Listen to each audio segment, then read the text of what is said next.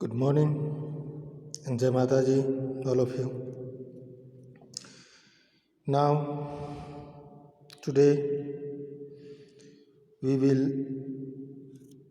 learn the subject of social science, chapter first, which name is Heritage of India, page number second.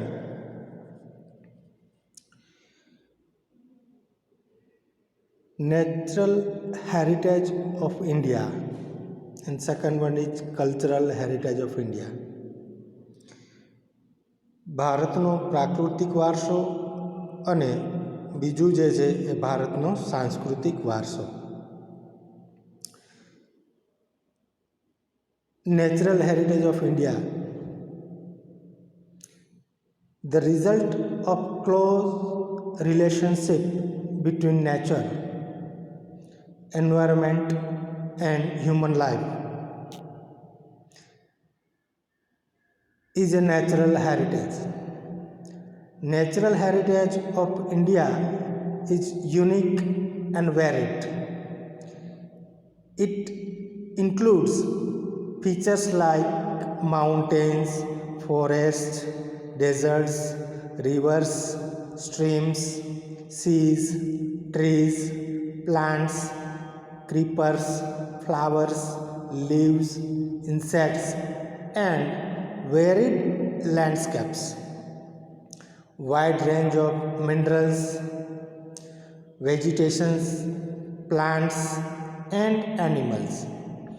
We are the children of nature, so it has made a beautiful arrangement for our food, water, fresh air, and dwelling to cater our all needs. We treat nature with respect and faith.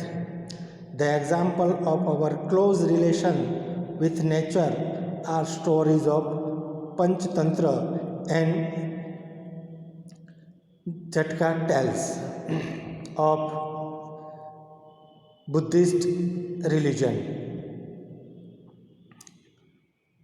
Our classical and folk music and several ragas are based on prahar, period of a day.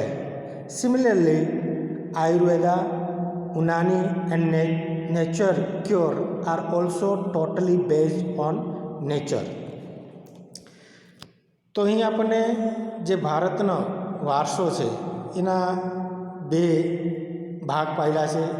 પહેલો છે ભારતનો પ્રાકૃતિક વારસો એટલે કે natural heritage of India, અને બીજો જે છે એ છે કલ્ચરલ હેરિટેજ ઓફ ઇન્ડિયા, જે આપણે નેક્સ્ટ સમજીશું. સૌપ્રથમ આપણે પહેલો જે વારસા છે ભારતનો પ્રાકૃતિક વારસો એના વિશે સમજીએ. પ્રકૃતિ, પર્યાવરણ અને માનવ જીવનની વચ્ચેના નિકટતમ સંબંધોનું પરિણામ એટલે પ્રાકૃતિક વારસો. પ્રાકૃતિક વારસો એ આમ તો સામાન્ય રીતે એક કુદરતી ભેટ છે જે આપણને કુદરત દ્વારા પ્રાપ્ત થાય છે. ભારતનો પ્રાકૃતિક વારસો વિશિષ્ટ અને વૈવિધ્યસભર છે, જેમાં ઊંચા પર્વતો, નદીઓ, ઝરણા, સાગરો, લાંબા દરિયા કિનારા, વિશાળ ફળદ્રુપ મેદાનો, ખીણ પ્રદેશો, રણોનો સમાવેશ થાય છે. તેમજ વૃક્ષો, વનસ્પતિ, જીવજંતુઓ, ઋતુઓ, પશુ પક્ષી, પ્રાણીઓ અને વૈવિધ્યપૂર્ણ ભૂમિ દૃશ્યો, જેને આપણે લેન્ડસ્કેપ કહીએ છીએ, એ બધાનો સમાવેશ થાય છે. તેમજ વિવિધ પ્રકારના ખડકો, ખનિજોનો પણ સમાવેશ થાય છે. આપણે સૌ પ્રકૃતિના સંતાનો છીએ. પ્રકૃતિએ આપણને આહાર, પાણી, શુદ્ધ વાયુ તેમજ નિવાસ એટલે કે ઘર જેવી લગભગ બધી જ આવશ્યકતાઓ જરૂરિયાતો માટે સુંદર વ્યવસ્થા કરી છે. પ્રકૃતિ સાથેનો આપણો વ્યવહાર શ્રદ્ધાપૂર્વકનો હોવો જોઈએ. ઉદાહરણોમાં પંચતંત્રની વાર્તાઓ અને બૌદ્ધ ધર્મની જાતક કથાઓમાં જોવા મળે છે આપણને આ બધું. આપણા લોકસંગીત અને શાસ્ત્રીય સંગીતમાં પણ ઋતુઓ અને પ્રકૃતિ સાથેનો સંબંધ જોવા મળે છે. આપણા ગીતો, તહેવારો, કવિતાઓ, ચિત્રોમાં પ્રકૃતિ અને ઋતુચક્રનું નિરૂપણ જોવા મળે છે. નિસર્ગોપચાર એટલે કે નેચરોપેથી, આયુર્વેદ, યુનાની જેવી ચિકિત્સા પદ્ધતિ પ્રકૃતિ પર આધારિત છે. તો એની અંદર પણ 4 પ્રકાર પડેલા છે. તો એમાં જે પહેલો પ્રકાર છે એમાં પહેલો આવે છે લેન્ડસ્કેપ્સ, સેકન્ડ વન આવે છે રિવર્સ, થર્ડ છે વેજીટેશન્સ અને ફોર્થ છે વાઇલ્ડ લાઈફ. તો એ આપણે ક્રમશઃ રીડ કરીશું અને પછી એ લર્ન કરીશું. જો page number 2, landscapes. Beautiful landscapes are generally formed due to different shapes of land. For example, the Himalaya is a landscape. It has endowed Indian abundantly with useful vegetations and minerals. Strange birds, animals, and mountain peaks covered with snow. Brimming rivers are the gift of Himalaya. Forests of Terari and its pilgrimage places, for example Gracia, Amarnath, Badrinath, Kedarnath, and summit like Nanda Devi are in Himalayas. Since ancient time, Himalaya has a greater importance for India. Landscape એટલે ભૂમિ દ્રશ્યો જે જમીન ઉપર સ્થિર છે તે. ભૂમિ આકારો દ્વારા અનેક ભૂમિ દ્રશ્યોનું સર્જન જોવા મળે છે. દાખલા તરીકે હિમાલય પર્વત એ ભૂમિ આકાર છે. હિમાલયમાં અનેક પ્રકારની ઉપયોગી વનસ્પતિ, ખનિજો, અવનવા પશુ પક્ષીઓ અને શિખરો બરફથી છવાયેલા રહે છે. તેનાથી મોટી નદીઓ બારે માસ પાણીથી સમૃદ્ધ રહે છે. તરાઈના જંગલો પણ ત્યાં આવેલા છે. હિમાલયમાં અમરનાથ, બદ્રીનાથ, કેદારનાથ જેવા યાત્રાના સ્થળો, નંદા દેવી જેવા શિખરો પણ આવેલા છે. ભારત માટે હિમાલયનું મહત્ત્વ ઘણું છે. Second one is reverse. Rivers have been providing natural ways since ancient times. Indian culture has flourished on the river bank of the Indus and the Ravi. The rivers like the Ganga, the Yamuna, the Saraswati, the Indus, the Narmada, the Godavari and the Krishna, etc. have profoundly influenced the people of India. Rivers are the source for drinking water, domestic use, irrigations, electricity, and waterways. Besides these, man was dependent on river to develop industries of clay utensils, plasterings, and building of houses. River water has made human life beautiful and prosperous. Landscape scenes at dawn and dusk are very fascinating on the side of river. These are source of inspirations for artists and have enriched the lives of the people by developing the aesthetic sense. હવે વાત કરીએ આપણે reverse એટલે કે નદીઓની. પ્રાચીન કાળથી નદીઓ પ્રાકૃતિક માર્ગ પૂરો પાડતી રહી છે. ભારતીય સંસ્કૃતિ એટલે કે સિંધુ અને રાવી નદીના કિનારે પાલન પોષણ પામી છે. સિંધુ, ગંગા, યમુના, સરસ્વતી, નર્મદા, ગોદાવરી, કૃષ્ણા, કાવેરી જેવી લગભગ બધી જ નદીઓએ ભારતના લોકજીવન પર ખૂબ જ પ્રગાઢ અસરો ઉપજાવી છે. પીવાનું પાણી, વપરાશનું પાણી, સિંચાઈ માટે, વીજળી માટે, ખેતી માટે, જળમાર્ગ જેવી આપણી મહત્ત્વની જરૂરિયાતો સંતોષવામાં નદીઓનું સ્થાન ખૂબ જ અગત્યનું છે.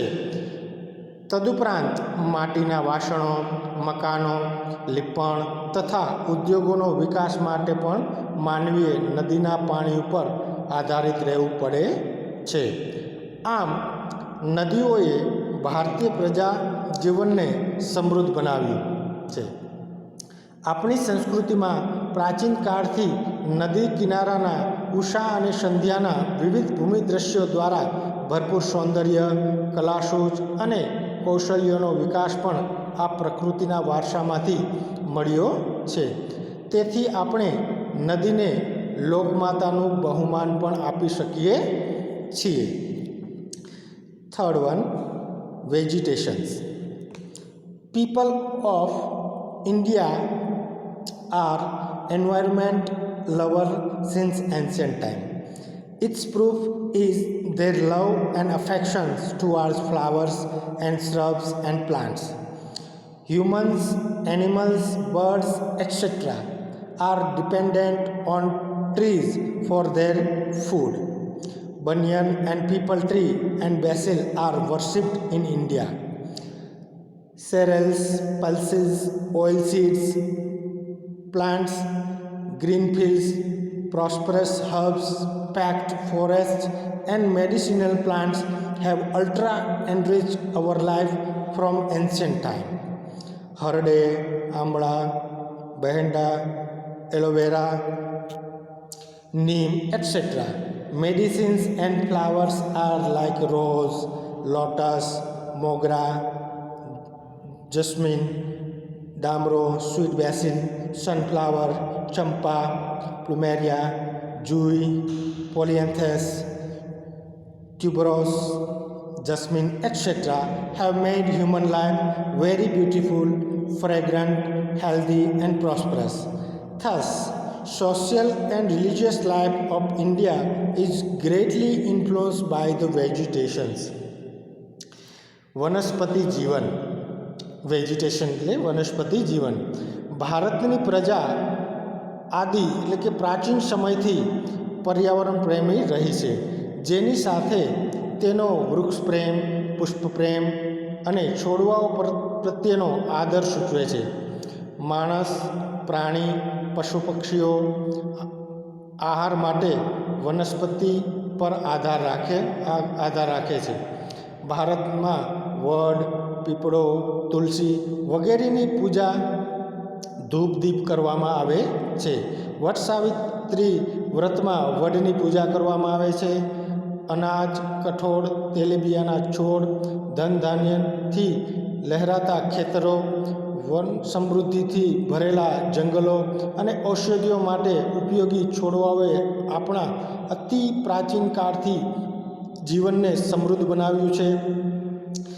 હરડે, આંબળા, બહેડા, કુવારપાઠું, અરડુસી, લીમડો વગેરે ઔષધિઓએ તથા મોગરો, ગુલાબ, કમળ, ડમરો, સૂરજમુખી, ચંપો, નિશાગંધા, જુઈ વગેરે જેવા પુષ્પોએ પણ માનવ જીવનને ખૂબ સુંદર, સુવાસિત અને નિરામય અને સમૃદ્ધ બનાવ્યું છે. આમ આપણે કહી શકીએ કે ભારતના સામાજિક ધાર્મિક જીવન પર વનસ્પતિનો ખૂબ જ અસરકારક પ્રભાવ રહ્યો છે. And last one is wild life. India is A nature lover since ancient time. It is a country with animal lover culture.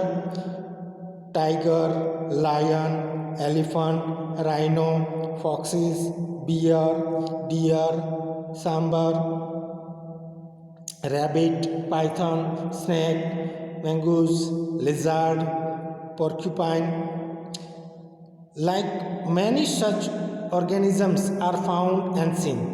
Asian lions in the world are found only in the Gir forest of Gujarat. Our religious belief has given a status of god goddesses vehicle to come of the wild animals, tiger, peacock, alligators, eagles, etc.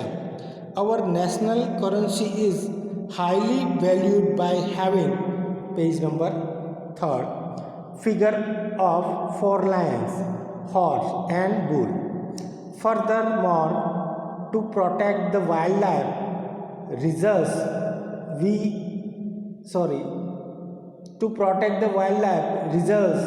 are created and even laws for the protection of their life have been enacted. Wildlife એટલે કે વન્યજીવન.